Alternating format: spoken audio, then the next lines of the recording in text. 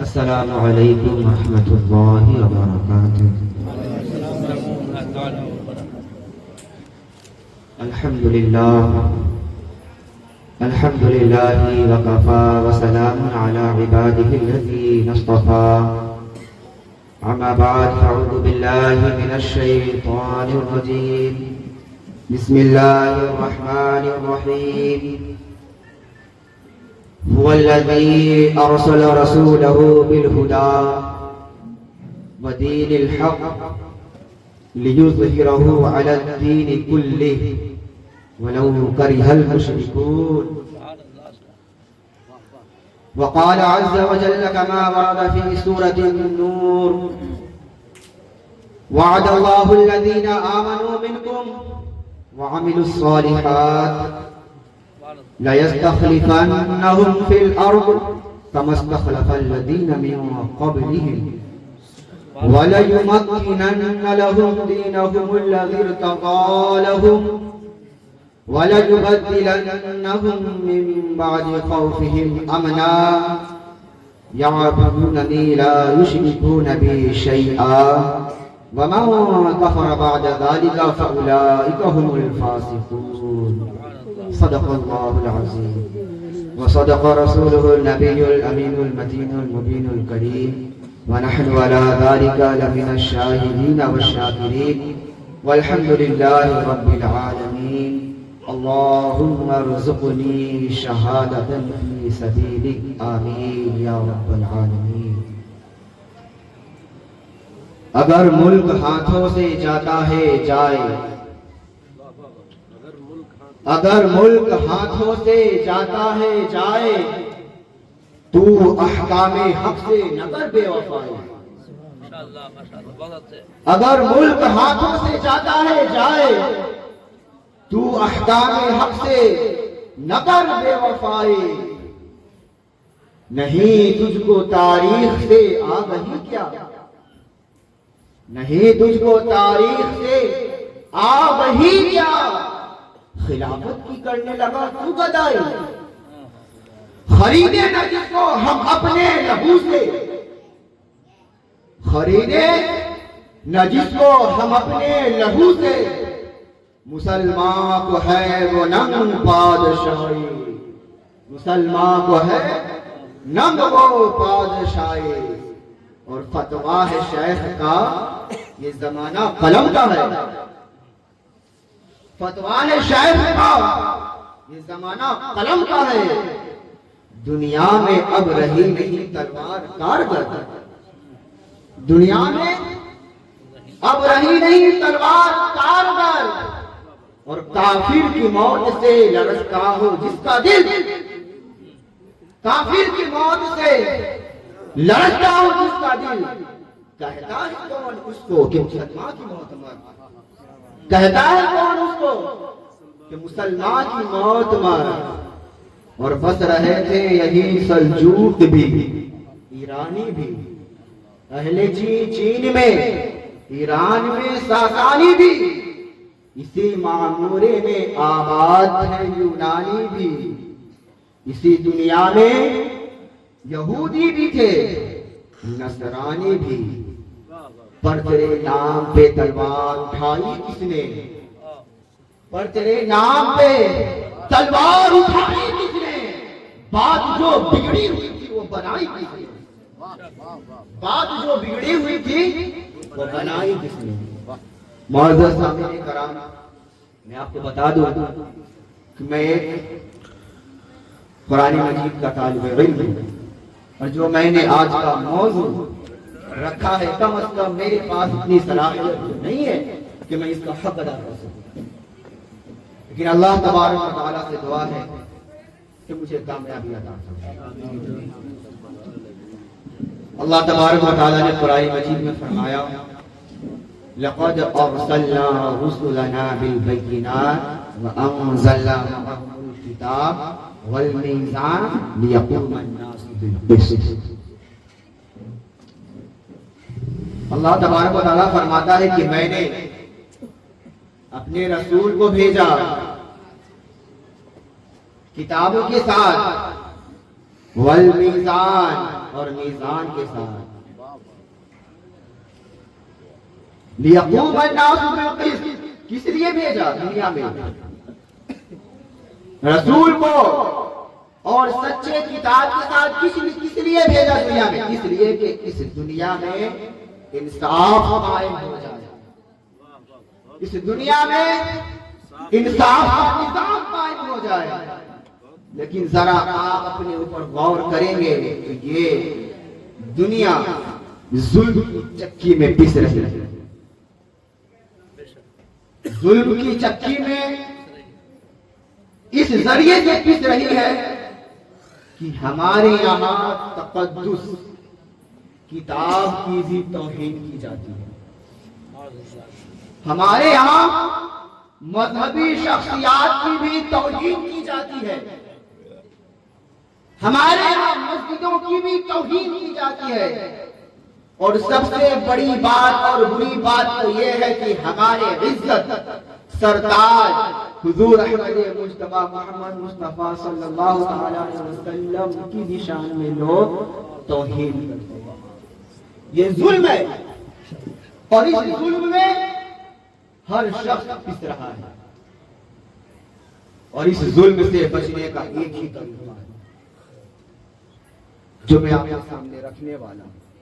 اللہ تبارک و تعالی نے قرآن مجید میں فرمایا لِيُطْفِئُوا نُورَ اللَّهِ بِأَفْوَاهِهِمْ، اس کا ترجمہ یہ ہے کہ وہ لوگ چاہتے ہیں کہ اللہ کے نور کو اپنے منہ کے پھونک سے بجھا دیں۔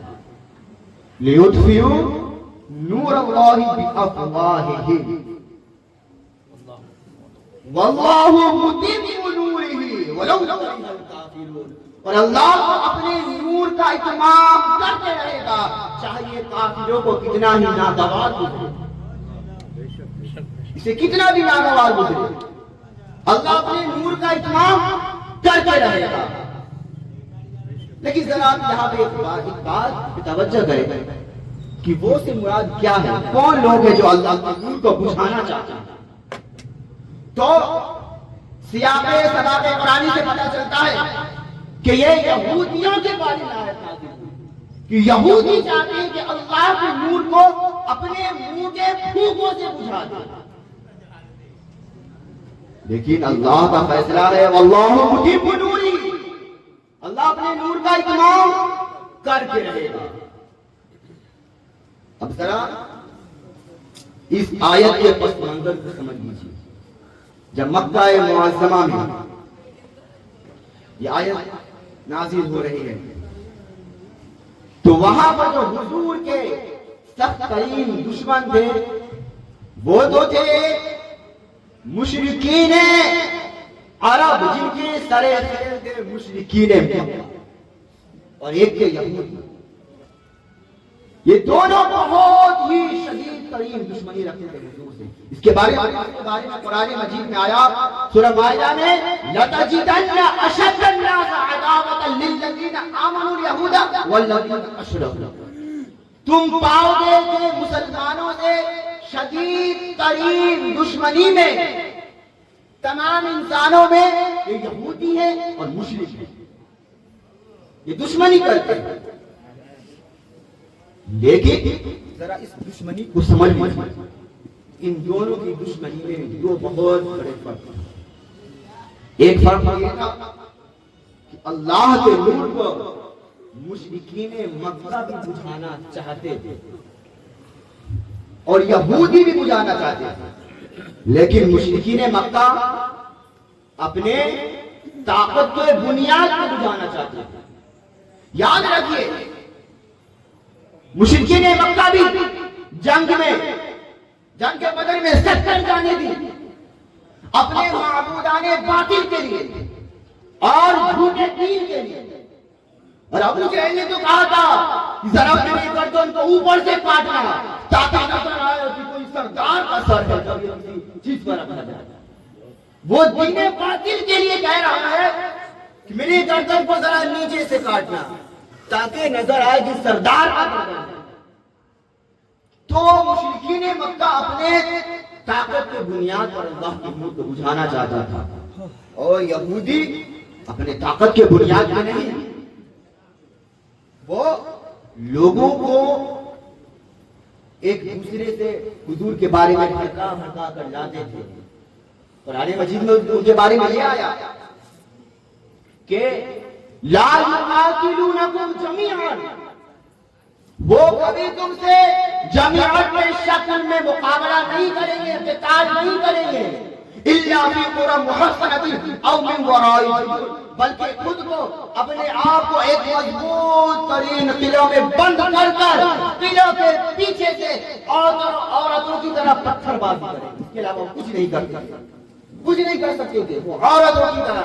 اسی کو قرآن مجید میں یوں واضح کیا وہ اللہ کے نور کو اپنے منہ کے پھوکوں سے بجھانا چاہتے ہیں، لیکن کیا خوب تعبیر کی ہے کسی شاعر اسلام نے، کیا کہا، نور خدا ہے کفر کے حرکت پہ خندزن، پھوکوں سے یہ چراغ بجھایا نہ جائے گا، پھوکوں سے یہ چراغ بجھایا نہ جائے گا۔ اور دوسرا فرق یہ ہے یہودی میں اور مشرکین مکہ میں کہ مشرکین مکہ بھی ان میں سے کچھ لوگ تھے حضور کو جانتے تھے کہ یہ اللہ کا نبی ہے، لیکن ان کے لیے قرآن مجید میں بار بار ایک توجیہ پیش کی گئی ہے کہ ان کے درمیان صدیوں سے کوئی نبی نہیں آیا، ان کے لیے نبوت اور رسالت ایک بہت ہی عجیب شے ہے، لیکن یہودی وہ تو اچھے طریقے سے جانتے تھے کہ یہ محمد رسول اللہ صلی اللہ علیہ وسلم اللہ کے رسول ہیں۔ قرآن مجید میں اسے اس بات کو یوں واضح فرمایا کہ الذین یعرفونہ کما یعرفون ابناءہم، پہچانتے ہیں حضور کو اس طریقے سے جیسے کہ وہ اپنے بیٹوں کو پہچانتے ہیں۔ تو یہ فرق اپنے ذہن میں رکھیے گا کہ دونوں دشمن تھے، یہودی بھی مشرک بھی، یہ فرق کو ذہن میں رکھیے۔ اور واللہ متم نورہ، اللہ اپنے نور کا اتمام کر کے رہے گا، ولو کرہ الکافرون، چاہے کافروں کو کتنا ہی ناگوار ہو، لیکن اللہ اپنے نور کا اتمام کر کے رہے گا۔ اس سے کیا مراد؟ تو ذرا آپ تفسیر پڑھیں گے تو آپ کو پتہ چلے گا۔ اس سے مراد یہ ہے، الگ الگ تفسیرات ہے جس سے یہ بھی کہا جاتا اس سے مراد قرآن مجید ہے، اس میں نور بھی ہے، ہدایت بھی ہے، واللہ متم نورہ، اور روشنی سے ہدایت پتہ چلتا، اور بعض تفسیر میں یہ بھی آیا اسلام بھی ہے۔ لیکن میں آپ کو ایک بات بتا دوں کہ میں آپ کو ایک مختصر بات بتاتا ہوں، اس نور توحید سے مراد واللہ متم نورہ، اس نور سے مراد آپ یہ لے لیجئے کہ نور توحید، نور توحید لے لیجئے۔ اور نور توحید وہ نور توحید جو اجتماعی سطح پر ہو، انفرادی سطح پر نہ ہو۔ یہ انفرادی سطح پر ہر دور میں نور توحید مکمل رہا ہے، کامل رہا ہے۔ انفرادی سطح پر یہاں تک کہ اجتماعی سطح پہ بھی کچھ دور ایسا گزرا ہے جو قائم ہوا ہے، لیکن یہ عالم انسانی میں یہ پہلی مرتبہ ہوا ہے کہ ایک فرد واحد، ایک واحد شخص تبلیغ سے شروع کرے اور ایک ایسی جماعت قائم کر کے نظام مصطفیٰ قائم کرے جو کہ حضور علیہ السلام نے کیا، یہ خلافت کا نظام قائم کیا۔ لیکن اس کی آگے والی آیت کو سن لیجیے، وَالَّذِي أَرْسَلَ رَسُولَهُ بِالْهُدَىٰ وَدِينِ الْحَقِّ لِيُظْهِرَهُ عَلَى الدِّينِ كُلِّهِ وَلَوْ كَرِهَ الْمُشْرِكُونَ۔ وہ اللہ جس نے بھیجا اپنے رسول کو دین حق کے ساتھ، کس لیے بھیجا؟ لِيُظْهِرَهُ عَلَى الدِّينِ كُلِّهِ، تاکہ دین اسلام کو تمام کے تمام دین پر غالب کر دے، غالب کر دے۔ وَلَوْ كَرِهَ الْمُشْرِكُونَ، چاہے مشرکوں کو کتنا ہی ناگوار ہو۔ تو اللہ کی دین کو غالب کرنے کے بعد آئی، تو اسی سے ملتا جلتا ایک اور آیت سنیے، وَمَا أَرْسَلْنَاكَ إِلَّا رَحْمَةً لِلْعَالَمِينَ۔ اس بات کو سمجھیے، اللہ نے فرمایا ہم نے نہیں بھیجا رسول کو مگر یہ کہ تمام ان جہانوں کے لیے رحمت بنا دے۔ اور ایک اور آیت لے لیجیے، وما ارسلناک الا کافۃ للناس بشیرا ونذیرا، ہم نے نہیں بھیجا محمد رسول اللہ آپ کو مگر یہ کہ تمام کے تمام جہان والوں کے لیے بشیر اور نذیر بنا دے۔ اب ان دونوں آیتوں سے جوڑیے، والذی ارسل رسولہ اس کو بھی حضور کو کس لیے بھیجا گیا؟ اس لیے کہ تمام دین پر اللہ کا دین غالب ہو، اوپر ہو، اور پھر بھیجا کن کے لیے؟ تمام انسانوں کے لیے۔ کیا نتیجہ نکلتا ہے؟ اس کو جوڑیے، اس سے نتیجہ یہ نکلتا ہے کہ یہ دنیا اس وقت تک ختم نہیں ہو سکتی ہے جب تک کہ حضور کا مقصد بعثت مکمل نہ ہو۔ یہ دنیا اس وقت تک ختم ہو ہی نہیں سکتی جب تک کہ حضور کا مقصد بعثت مکمل نہ ہو۔ مکمل تبھی ہوگا جب اللہ کا دین اس دنیا میں غالب ہو جائے گا۔ اسی کو اللہ عز و جل نے قرآن مجید میں فرمایا، وعد اللہ الذین آمنوا منکم وعملوا الصالحات، اللہ کا وعدہ ہے تم لوگوں میں سے ان سے جو ایمان کا حق ادا کر دیے، وعملوا الصالحات، اور نیک اعمال کا حق ادا کر دیے۔ اللہ کا وعدہ کن لوگوں سے ہے؟ دو لوگوں سے ہے، ایمان والوں سے اور جس نے نیک اعمال کا حق ادا کر دیا۔ اس سے کیا وعدہ ہے؟ کما استخلف الذین من قبلہم لیستخلفنہم فی الارض کما استخلف الذین من قبلہم، اور اتنی تاکید کے ساتھ یہ ارشاد ہوا ہے کہ ہم تمہیں ضرور ضرور ضرور خلافت عطا کریں گے جیسے کہ تم سے پچھلوں کو عطا کیا تھا۔ وَلَيُمَكِّنَنَّ لَهُمْ دِينَهُمُ الَّذِي ارْتَضَىٰ لَهُمْ، اور ہم ضرور تمہارے لیے متمکن کر دیں گے اس دین کو جس کو اللہ تبارک و تعالیٰ نے تمہارے لیے پسند فرمایا ہے۔ وَلَيُبَدِّلَنَّهُمْ مِن بَعْدِهِمْ خَوْفِهِمْ أَمْنًا، اور ہم تمہارے ہر خوف کو امن سے بدل دیں گے۔ یعبدوننی لا یشرکون بی شیئا، تب جا کر آپ اس حد وہاں تک جا کر آپ اللہ کی عبادت کر سکیں گے جہاں پر پھر کوئی شک یہ شرک کا شائبہ بھی نہیں، جب یہ خلافت کا نظام قائم ہو جائے گا۔ کیوں؟ اس سے پہلے آپ کو دبانے کے لیے حکومت ہے، اس سے پہلے آپ کو دبانے کے لیے یہ کفریہ نظام ہے، یہ آپ کو دبائے گی، یہ آپ کو پریشان کرے گی۔ لیکن اللہ کا وعدہ بھی یاد رکھیے گا، اگر آپ نے نیک اعمال کا حق ادا کر دیا اور ایمان کا حق ادا کر دیا تو اللہ تبارک و تعالیٰ آپ کے اس خوف کو عمل سے بدل دے گا۔ آپ کو پھر ڈر کے جینے کی ضرورت نہیں رہے گی۔ لیکن آپ کے سامنے دو کنڈیشن رکھ دیا گیا ہے، اس سے کیا نتیجہ نکالیں گے؟ نتیجہ یہ نکلے گا کہ آپ اب نماز بھی ادا کیجیے، اب آپ نیک اعمال کا حق ادا کیجیے، آپ زکات بھی نکالیے، آپ اللہ نے آپ کو اطاعت دیے تو آپ حج بھی کیجیے، اور اللہ تبارک و تعالیٰ کے پیارے نبی صلی اللہ علیہ وسلم کی سنت بھی اپنے چہرے پہ سجاتے رہیے۔ یہ نیک اعمال کا حق ادا کیجیے، تب اللہ کا وعدہ اور اتنا پختہ وعدہ ہے نون مشدد کے ساتھ آپ کے خوف کو امن سے بدل دیا جائے۔ یہ آپ حق ادا کیجیے۔ پھر آپ اور آگے سنیں، اسی کے تعلق سے ایک حدیث میں سنا تھا کہ حضور علیہ السلام نے 5 دور گنوائے ہیں، ذرا اسے سماعت کیجیے۔ تکون النبوۃ فیکم ما شاء اللہ ان تکون ثم یرفعها اللہ اذا شاء۔ جب تک اللہ چاہے گا تم میں نبوت رہے گی، پھر وہ چاہے گا اٹھا لے گا۔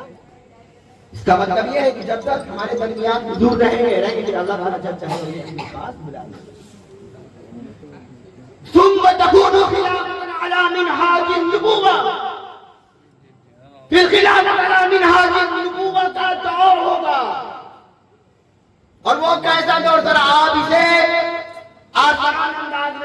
لیجئے وہ دوڑ کہ جس طریقے سے محمد رسول اللہ اور والذین معہ یعنی محمد رسول اللہ کے اصحاب جس دین کو قائم کر کے گئے تھے پھر اسی طریقے پر وہ قائم رہے گا. پھر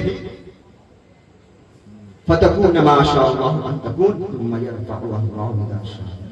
پھر اللہ تعالیٰ جب چاہے گا اسے بھی اٹھا لے گا, اسے بھی اٹھا. پھر ایک دور آئے گا ثم تکون ملکن عاضا. پھر ایک وہ دور آئے گا جو ایک وہ ملوکیت آئے گی جو کاٹ کھانے والی ہوگی.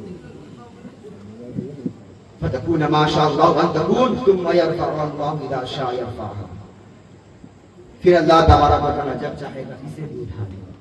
یہ کاٹ کھانے والی جو ملوکیت تھی یہ کب آئی تھی؟ یہ حضرت امام حسین کا دور. ذرا ملاحظہ کیجیے گا, آپ اس حدیث پاک کو ذرا زمانے سے جوڑیے تب آپ کو سمجھ میں آئے گا. وہ دور تھا امام حسین علیہ السلام کا, انہیں شہید کیا گیا. اسی وقت واقعہ حرہ پیش آیا, اسی وقت محمد بن قاسم کو بلا کر شہید کیا گیا. یہ ملوکیت مسلمانوں والی تو تھی لیکن ثم تکون خلافتا علی منہاج النبوہ نہیں تھی. پھر ابھی اسے بھی اٹھا لیا. ثم تکون ملکا جبریا, پھر جبر کرنے والی ملوکیت آئے گی, وہ ابھی ہے. غور کیجیے گا. فتکون ما شاء اللہ وتکون ثم یرفع اللہ اذا شاء یرفع. پھر اللہ تبارک و تعالیٰ جب چاہے گا اسے بھی اٹھا لے گا, اسے بھی نیست و نابود کر دے گا, ختم بھی کر دے گا. ثم تکون خلافتا علی منہاج النبوہ, پھر دور آئے گا خلافت علی منہاج النبوہ. امام مہدی رضی اللہ تعالیٰ عنہ کا جب دور آئے گا. لیکن یہ جو ملکن جبرین ہے اس کے ساتھ اور اس کے مقابلے میں ہمیں کیا کیا کرنا ہے ذرا یہ بھی دیکھیے. تو یہ سیکھنا پڑے گا, یہ لوگوں کو بتانی پڑے گی یہ بات. وہ صرف یہاں پر آ کر صرف آدھے گھنٹے تک ایک ہی اشعار کو 10 مرتبہ پڑھنے سے پھر وہ آپ کو نصیحت نہیں ملے گا. ہمارے پیر و مرشد فرماتے ہیں کہ ایک مصرے کو صرف 2 مرتبہ پڑھا جائے, زیادہ وقت نہ لیا جائے. ہمارے سارے جو لوگ تھے وہ ناشیوں سے چلے گئے, انہیں اسی میں مزہ آتا, انہیں دین سے کوئی تعلق نہیں رہتا. اب غور کریں گے انہیں یہ جو محمد رسول اللہ صلی اللہ تعالی علیہ وسلم کے نام پر مچلنے والے ہوتے ہیں, انہیں کہہ دیجئے کہ یہ جو دنیا ہے اور دنیا میں جو کچھ ہے ان سے بہتر, اس سے بہتر فجر کی 2 رکعات سنت ہے. تو پھر یہ مچلنے والے بھی مچلیں گے نہیں, یہ بھی بھاگ جائیں گے, یہ اپنے دعوے میں جھوٹے نظر آتے ہیں. ثم تکون ملکا جبریا, اور میرا یہ خیال ہے کہ جبر والی ملوکیت یہ آج ہی گزر چکی ہے. اب یہ گزر چکی ہے, اب یہ ختم ہونے والی ہے. اب انشاءاللہ یہ ختم ہوگی اور اللہ کا نظام پوری دنیا میں قائم ہوگا. آمین. اللہ کا نظام پوری دنیا میں قائم ہوگا. کیسے قائم ہوگا؟ یہ کوئی کسی انسان کا فرمان نہیں ہے, یہ کبھی آخری صلی اللہ علیہ وسلم کا فرمان ہے. اور کیا فرمان ہے ذرا سن لیجیے. حضور فرماتے ہیں لا یبقى علی ظہر الارض بیت مدری ولا قبر الا ادخلہ اللہ کلمۃ الاسلام. زمین پر کوئی ایک گھر بھی نہ اینٹیں کا بنا رہے گا نہ خیمہ رہے گا جس میں اللہ کا کلمہ داخل نہ ہو. وہ وقت آتے رہے گا بعز عزیز و ذل ذلیل. عزت والوں کے ساتھ اللہ عزت دے گا اور ذلت والوں کے ساتھ یعنی اس کا مطلب یہ سمجھ لیجئے کہ یا تو کوئی شخص ایسا ہوگا جو اسلام کو اپنے خوشنودی سے پسند کر کے اسلام قبول کرے گا، یا پھر وہ اسلام غالب ہونے کے بعد اسلام کے نیچے آ کر دبتے رہے گا اور جزیہ دیتے رہے گا اس دنیا میں۔ یہ ہے اسلام دنیا میں قائم ہونا، یہ حدیث نہیں ہے۔ میں آپ کو ایک اور حدیث بتا دوں، اس دنیا میں جو نظام مصطفیٰ قائم ہونا ہے، سن لیجئے، ان اللہ زوالی الارض فرائیت مشارقها ومغاربها وان امتی سیبلغ ملکها ما ذبی لی منها۔ حضور فرماتے ہیں کہ اللہ تبارک و تعالی نے میرے لیے زمین کو سکیڑ کر لپیٹ کر مجھے دکھا دیا ہے، تو میں نے اس کے مشرق بھی دیکھ لیے اور مغرب بھی دیکھ لیے، اور اللہ تبارک و تعالی میری امت کی حکومت وہاں تک پہنچا کر رہے گا جہاں تک میں نے ان چیزوں کو دیکھ لیا ہے، یعنی کہ مشرق و مغرب، یعنی پوری دنیا میں نظام مصطفیٰ قائم ہو، یہ آپ ذہن میں رکھیے، لیکن قائم ہوگا کہاں سے، یہ بھی سماج سنبھالنا، کہاں سے ہوگا یہ قائم، کیسے ہوگا یہ قائم، یہ بھی سن لیجئے۔ تو اس کے بارے میں ذرا سن لیجئے۔ میں بتا دوں کہ اگر مسلمانوں سے یہ کہا جائے کہ اسلام کہاں سے پھیلنا شروع ہوا، تو اب بھی لوگ یہی کہیں گے کہ یا تو مکہ شریف سے یا مدینہ شریف سے، وہ یہی کہیں گے، لیکن جو عرب کو فضیلت حاصل تھی وہ ان سے چھین لی، اب ان کی فضیلت نہیں رہی، انہوں نے اس طریقے سے اللہ عز و جل کی نافرمانی کی ہے جن کے بارے میں تو اللہ تبارک تعالیٰ کے پیارے حبیب نے وعید فرما دی کہ ان پر عذاب آ کے رہے گی، ان پر عذاب آئے کہ اتنا بڑا کوڑا پڑنے والا ہے کہ جن کی زبان میں قرآن مجید نازل ہوا اور جن میں سے نبی صلی اللہ علیہ وسلم تشریف لائے، اور پھر وہ شخص اللہ کے پیارے حبیب کے فرمان کی نافرمانی کرے، پھر ان کا حال کیا ہوگا؟ وَلَنُذِيقَنَّهُم مِّنَ الْعَذَابِ الْأَدْنَىٰ دُونَ الْعَذَابِ الْأَكْبَرِ، ہم تمہیں بڑے عذاب سے پہلے چھوٹے عذاب کا مزہ ضرور چکھا دیں گے، شاید کہ تم لوٹ آؤ، شاید کہ تم لوٹ آؤ۔ تو پھر یہ نظام مصطفیٰ قائم کہاں سے؟ تو یہ کہیں پہلے ایک جگہ سے قائم ہوگا، پھر دائیں بھی پھیلے گا، بائیں بھی پھیلے گا، تاریخ بھی یہی کہتی ہے اور ترتیب بھی یہی ہے۔ جس طریقے سے حضور علیہ السلام مکہ میں دین کی تبلیغ کیے، پھر وہاں سے دین دائیں بھی پھیلا، بائیں بھی پھیلا، مشرق کی طرف بھی مغرب کی طرف بھی پھیلا، بیک وقت پورے عالم انسانی پر نہیں آیا نظام مصطفیٰ۔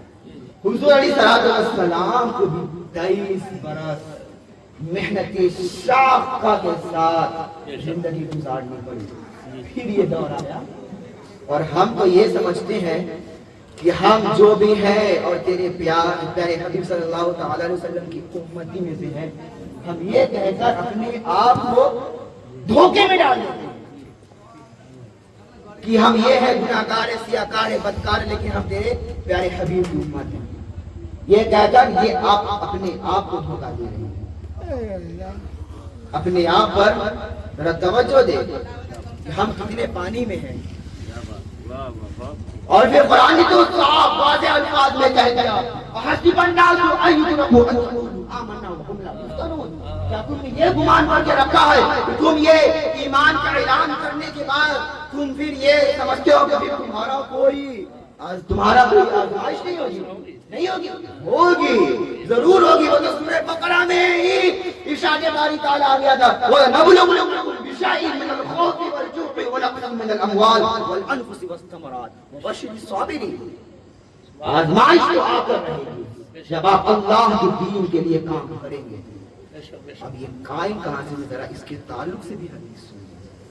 اللہ کے پیارے حبیب کا فرمان ہے، یخرج ناس من المشرق فلیوطؤون للمہدی یعنی سبحانہ اور سے سنتے ہیں یخرج ناس من المشرق فلیوطئون للمہدی یعنی سبحانہ. حضور فرماتے ہیں کہ مشرق سے کچھ لوگ نکلیں گے جو وطا یعنی اپنے پاؤں تلے رون دنا. یاد رکھیے وہ اپنے پاؤں تلے لوگوں کو رونتے ہوئے آئیں گے اور مہدی علیہ السلام کی حکومت قائم کریں گے. لیکن ہمارے پاس جو بھی روایات ہیں اس سے یہی پتا چلتا ہے کہ مہدی علیہ السلام کا ظہور مکہ مکرمہ میں ہی ہو, وہیں پر لوگ ان سے بیعت کریں گے. لیکن ان کے حکومت کو جمانے کے لیے لوگ مشرق سے چل کر آئیں گے اور لوگوں کو پاؤں تلے رونتے ہوئے آئیں گے اللہ کے دین کو قائم کرنے کے لیے. اسی کے تعلق سے ایک اور حدیث سماعت کر لیجیے.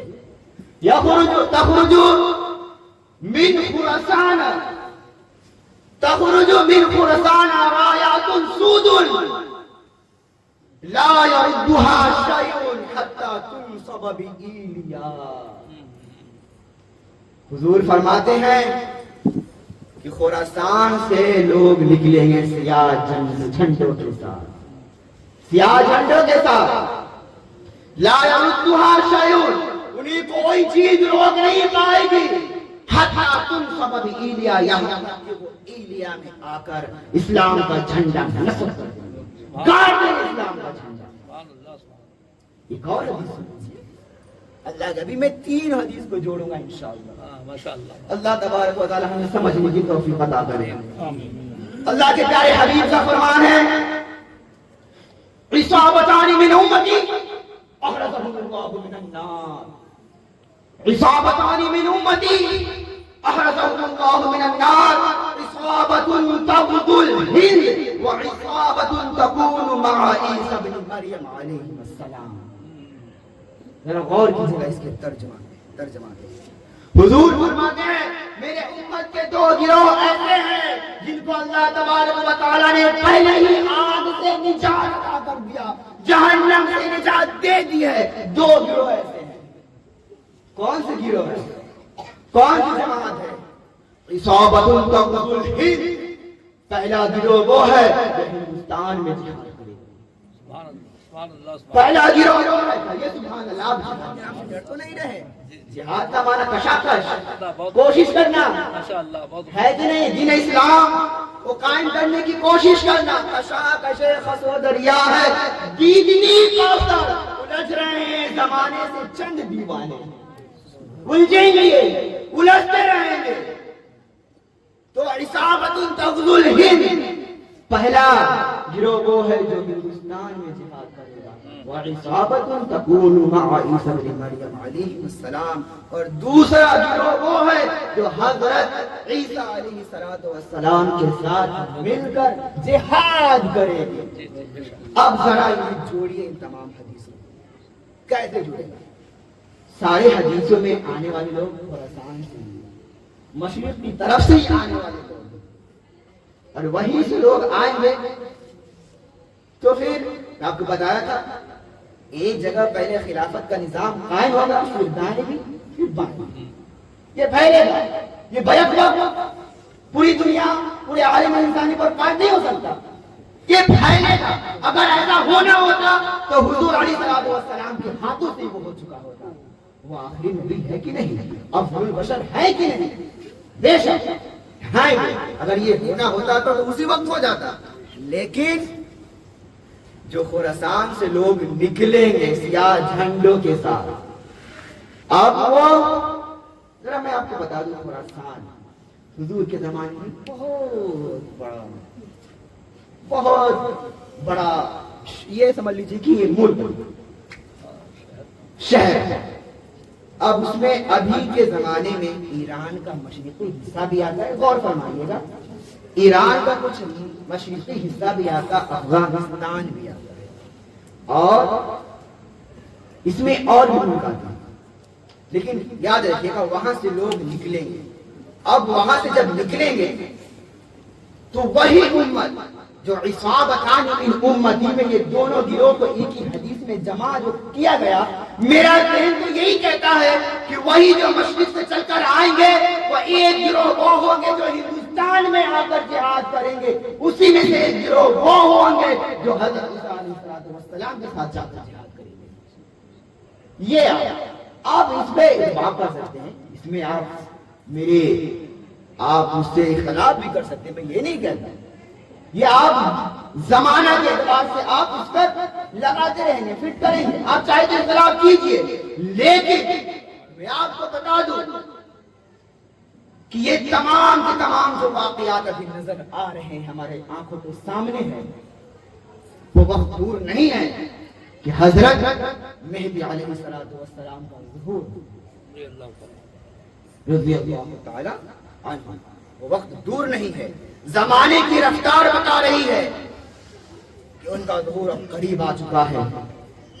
تو پھر جب یہ باتیں سننے میں کتنی میٹھی ہے، دل خوشگن ہے، دل کو لبھانے والی ہے، لیکن ذرا اس کے ساتھ کڑواہٹ بھی سنیے۔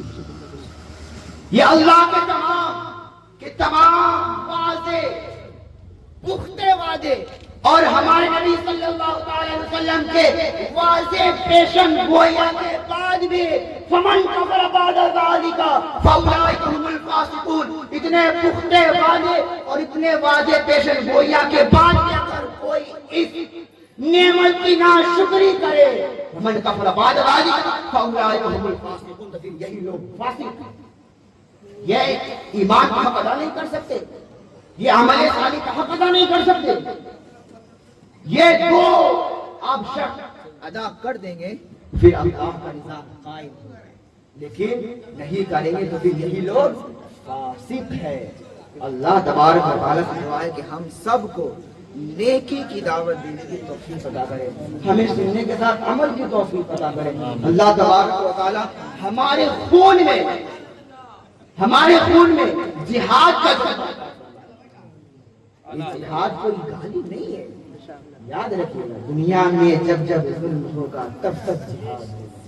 اللہ حضرت فرماتے ہیں 19 صدی میں ہجری میں امام مہدی کا ظہور ہوگا انشاءاللہ۔ امام اعلیٰ حضرت فرماتے ہیں کہ 19ویں صدی ہجری میں، ابھی 400 برس باقی، ابھی 400 برس باقی، ان کا فرمان ہے کہ امام مہدی علیہ السلام کا ظہور ہوگا۔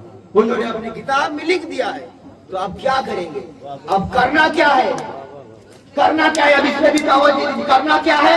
یامرون بالمعروف، لوگوں کو نماز کی دعوت دیتے جائیے، عمل کرتے جائیے، اور پھر وینہی عن المنکر، لوگوں کو برائیوں سے روکتے رہیے، غیبت سے روکتے رہیے، چغلی سے روکتے رہیے، بانشہ درویشی شاد و دمادم زن، لوگوں کو تمام چیزوں کی دعوت دیتے رہیے، اور وَأَعِدُّوا لَهُم مَّا اسْتَطَعْتُم مِّن قُوَّةٍ وَمِن رِّبَاطِ الْخَيْلِ، اور اللہ تبارک و تعالیٰ نے آپ کو اگر استطاعت دی ہے تو اپنے دشمنوں کے لیے گھوڑے بھی تیار رکھیے، اسلحہ بھی تیار رکھیے، اور ہر چیز اپنے گھر میں تیار رکھیے، اس لیے بانشہ درویشی در ساز و دمادم زن، جو پختہ شبی خضرا پر سلطنت زمزم، جب طاقت فراہم ہو جائے، طاقت حاصل ہو جائے، پھر میدان میں آئیے اور کہیے کہ ہم نہیں چلنے دیں گے اس ملک میں سیاست گیری کو، ہم نہیں چلنے دیں گے کسی کفر کی حاکمیت کو، ہم نہیں چلنے دیں گے اس ملک میں بے حیائی کو، ہم نہیں چلنے دیں گے اس ملک میں فحاشی کو، اور پھر گولیاں چلے ہم اپنے سینے پر کھائیں گے۔ اللہ وہ دن لائے اور ہمیں اس کا اہل بنائے۔ شہادت ہے مطلوب کو، مقصود مومن نہ مال غنیمت پر کس پر خوش۔ نعرہ تکبیر، اللہ اکبر، نعرہ تکبیر، اللہ اکبر، نعرہ رسالت، یا رسول اللہ، نعرہ رسالت، یا رسول اللہ۔ کائنات کا مقصد کیا؟ لا الہ الا اللہ۔ کائنات کا مقصد کیا؟ لا الہ الا اللہ۔ کائنات کا مذہب کیا؟ لا الہ الا اللہ۔ مصیبت کیا؟ لا الہ الا اللہ۔ میرا رشتہ کیا؟ لا الہ الا اللہ۔ نعرہ تکبیر، اللہ اکبر۔ نعرہ رسالت، یا رسول اللہ۔ سبحان اللہ۔ اور یہ بات آپ کو سمجھنی پڑے گی، نہ سمجھیں گے تم مٹ جاؤ اے ہندی مسلمان، تمہاری داستہ تک بھی نہ ہوگی داستانوں میں۔ اقول قولی ھذا واستغفر اللہ